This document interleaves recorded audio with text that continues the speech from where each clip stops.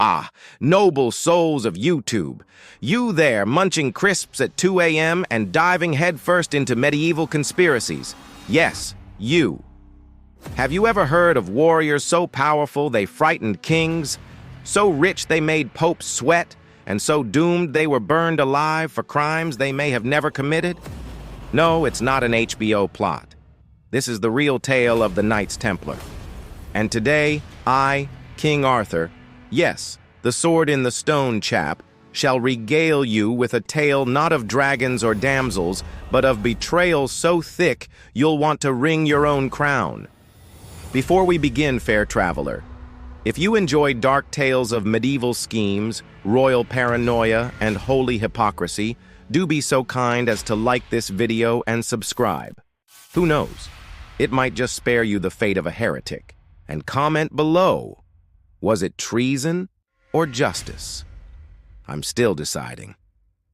Now let us travel to the year 1307. Europe is cold, political, and full of lice. Ah, simpler times. The Knights Templar, originally a band of pious knights who swore to protect pilgrims on their way to the Holy Land, had grown into something far more dangerous. Bankers. Yes, the blade had been swapped for the coin purse. They were rich, organized, and terrifyingly good at accounting.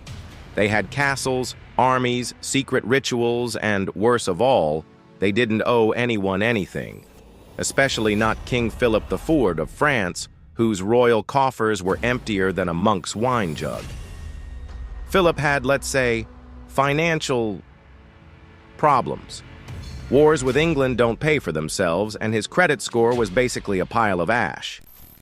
And so, with the enthusiasm of a man staring down bankruptcy, he looked at the Templars and thought, well, if I can't pay my debts, maybe I can burn them. On Friday the 13th, yes, that Friday the 13th, he made his move. October 1307. A day that would echo through time like a cursed bell. All across France, the Templars were seized, arrested, imprisoned. Accused of heresy, blasphemy, idolatry, and wait for it, kissing each other's backsides during initiation rituals. No, I'm not making that up. Apparently, torture and political ambition also come with a twisted sense of humor. Enter Pope Clement V. He was supposed to be the moral compass, the shield of truth, the well-paid puppet of King Philip, with enough pressure, and probably a few whispered threats, the church turned against the very knights who had once defended Christendom with sword and cross. The Pope officially disbanded the order in 1312, sealing their fate. Now, here's where it gets dark. Many of the Templars confessed under torture. Shocking, right? Who wouldn't admit to dancing with the devil if it meant a break from thumbscrews and red-hot pokers? Their Grand Master, Jacques de Molay, eventually recanted his confession and called out both the king and the pope for their lies. For his bravery, he was rewarded, with a slow roast over a fire in 1314. Legend has it that as the flames licked his flesh, he cursed them both, Philip and Clement, calling them to meet him before God within a year. And wouldn't you know it, both were dead before 1315. Coincidence, or a very medieval mic drop? Now, noble viewer, I ask you, was this justice? Had the Templars grown too arrogant, too powerful, too dangerous for their own chainmail? Or was it a royal hit job, executed under the guise of religious righteousness, just to fill an empty treasury? In truth, the Templars weren't saints, but they weren't demons either.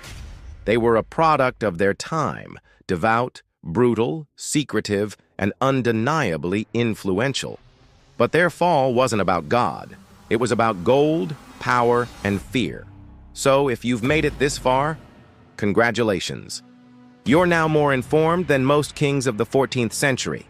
If you enjoyed this tale of betrayal and burning injustice, give the like button a noble tap, subscribe to this humble court, and let your voice echo in the comments below. Were the Templars guilty, or simply victims of history's most medieval bank heist? Now go, brave watcher, and beware of any king who smiles too much when he's broke.